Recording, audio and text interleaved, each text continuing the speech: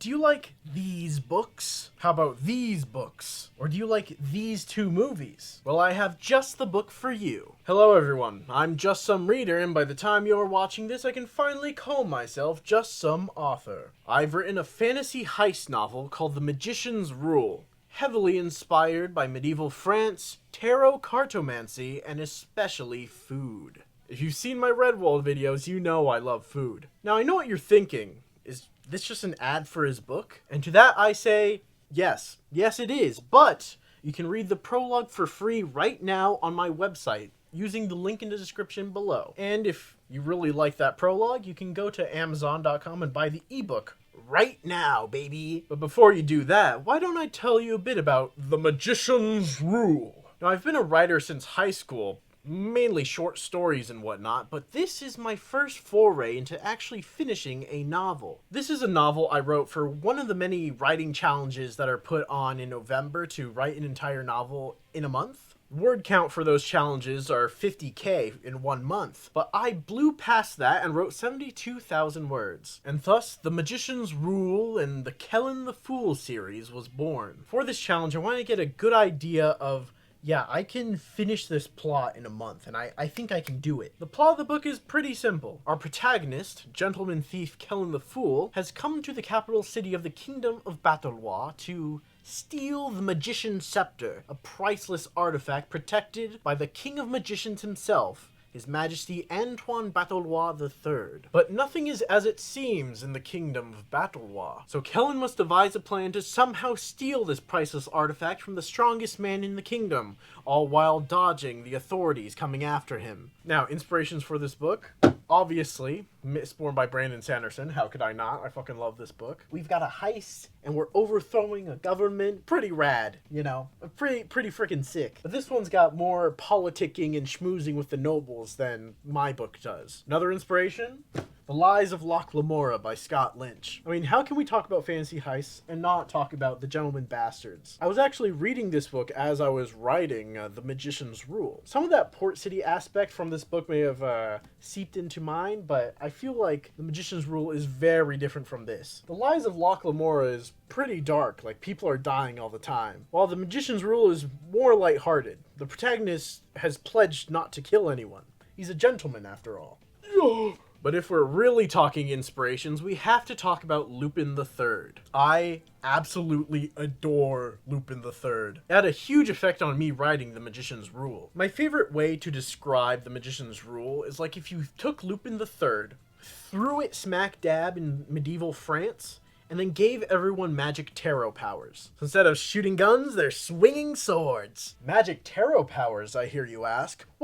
What about those? Yes, this series is heavily inspired by the tarot. Now, of course, a lot of things are inspired by tarot, but I feel like none of them really get at the essence of what tarot cartomancy is. Because what tarot is just a deck of cards from Italy that a bunch of French people in like the 17th century took and then made shit up about. And I feel like the heist novel itself has roots in France. I mean, back to Arsène Lupin. Not Lupin III, the first one. Arsène Lupin, made by Maurice Leblanc.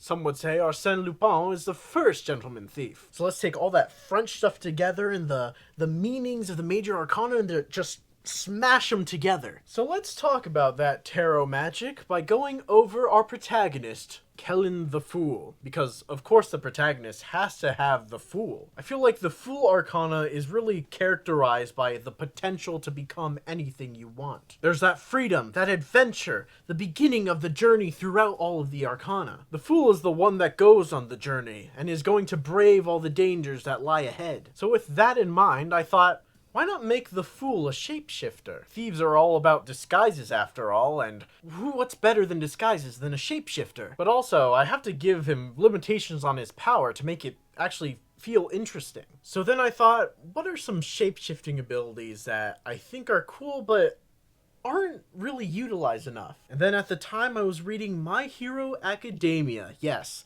that My Hero Academia. And I remembered Sun Eater. Yes, Tamaki Amajiki. The guy that is able to transform parts of himself into things he's eaten. I thought that was just such a sick power, but I feel like it didn't get used enough. So I decided to give it to Kellen. So as the Fool, Kellen is able to transform parts of his body into animals he's eaten. And because I've put that in a fantasy novel, that just opens up so many possibilities. Like, of course, there are normal animals he'll eat, like chickens or beef or pigs or goats, that he'll able to transform parts of himself pretty easily that the reader will be able to understand. But since this is a fantasy series, we're gonna have fantastical creatures, so we get to have a little bit of that delicious and dungeon aspect put in there. And I get to talk about the food. The food gets talked about so much because it's central to Kellen's character. Now, I've talked about a lot of Kellen's magic, but what about Kellen himself? Now, of course, I have to shroud a lot of Kellen's history and mystery to be uncovered later in the series. But what I will tell you is that Kellen is a hunter by nature. Kellen was trained in a faraway forest by a master who just might be a talking bear. Kellen loves the thrill of the hunt above all else. Kellen was also a thief from a young age, stealing in order to survive. The thrill of stealing and the thrill of the hunt is kind of the same. The more dangerous something is, the more fun Kellen's going to have. So when Kellen hears that in the holy land of Tarmonde there are 10 sacred treasures protected by 10 powerful kingdoms, what's more dangerous and thrilling than trying to steal them? While we're there, we get to explore what makes someone human. What's the real difference between humans and monsters?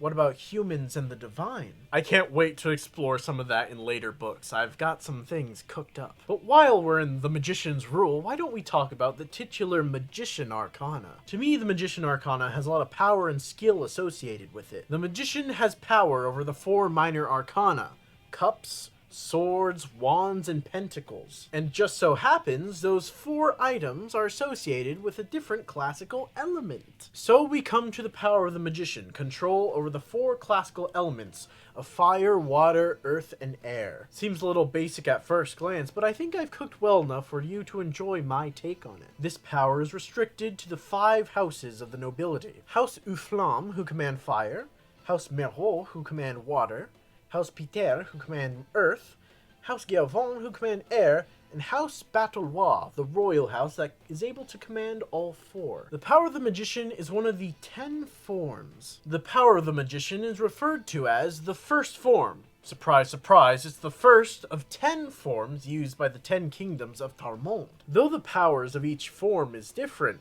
they're all similar in that they need a tattoo inscribed on the back of their hand and a special resource called étoileux honey that they've ingested in order to use that form. This étoileux honey is a special honey made by bees who pollinate on fields of étoileux, which is a starflower. This is inspired by the fact that, back to food, bee honey can actually taste very different depending on what the bees use to pollinate and come back to their nest with. Like if they go to lavender, they'll taste more lavendery, or if they go to like an orange, it'll taste more citrusy, etc., etc. But hang on, I hear you saying. Wait a second, 10 forms? Aren't there 21 tarot cards other than the Fool? Why yes, dear viewer. The 10 forms only encompass the major arcana from 1 to 10, from the Magician to the Wheel of Fortune. But there are 11 more tarot cards after that, from number 11 to number 21. And this is where the French inspiration comes back. Because what defines medieval France if not religion? Long ago, there was a period called the Judgment Wars in Tarmonde. This is a period where monsters roamed free, terrorizing the people. The war was fought between the users of the 10 forms against 2 groups I like to call the 4 tribes and the 5 evils. The 4 tribes comprise the arcana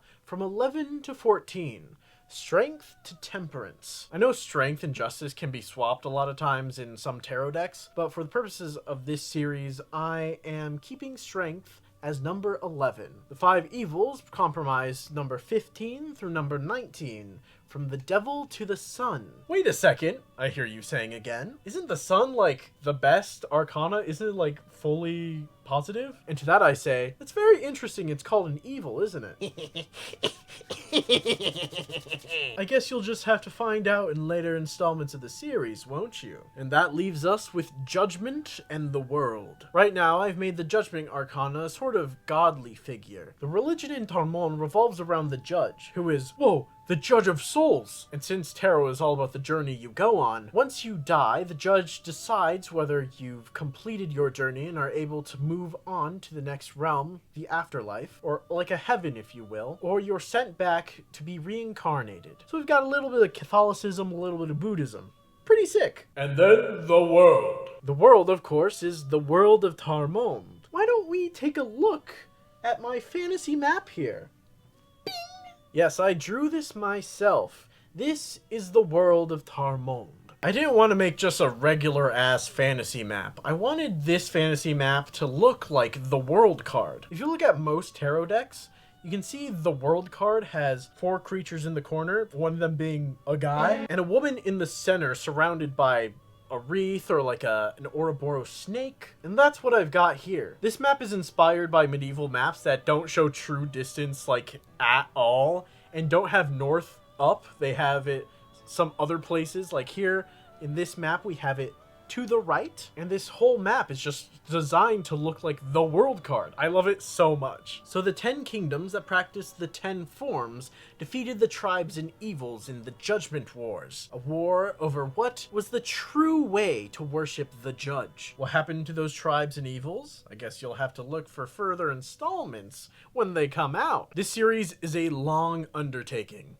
I plan on writing a novel for each arcana of the tarot. That means 22 books in total. I know, I must seem crazy, but I like to think of this series as sort of my own fool's journey. As our protagonist, Kellen the Fool, learns and grows throughout this series, I myself am learning and growing as an author. Like, of course, The Magician's Rule is the first novel I've ever written. It's not going to be the best thing ever. Unless you think it is, then thank you, leave a good review. I just think it'd be so cool to look at this series when it's all finished and think, wow, look at how I've improved as an author over time and how I've really found my voice. I hope you'll join me on this long journey ahead of me. I am a fool after all. I mean, 22 books, oh my god. I'm telling you right now that I will finish it, mark my words. That's going to be it for The Magician's Rule. But like I said before, if you want to see the prologue, you can give it a read at my website in the description below. It's up there completely free of charge. And if you really liked it, you can go and purchase the entire book, available now on Amazon for only $2.99. Pretty cheap if you ask me. If you have Kindle Unlimited, it's free. If you have any questions for me at all, you can leave them in the comment section down below. And while you're down there, like and subscribe. You can even ask weird stuff like, does Kellen like shrimp? Does Kellen like to eat ice? You can ask me anything you want and I'll try to answer it to the best of my abilities. Anyway, I'll see you when I see you. Bye!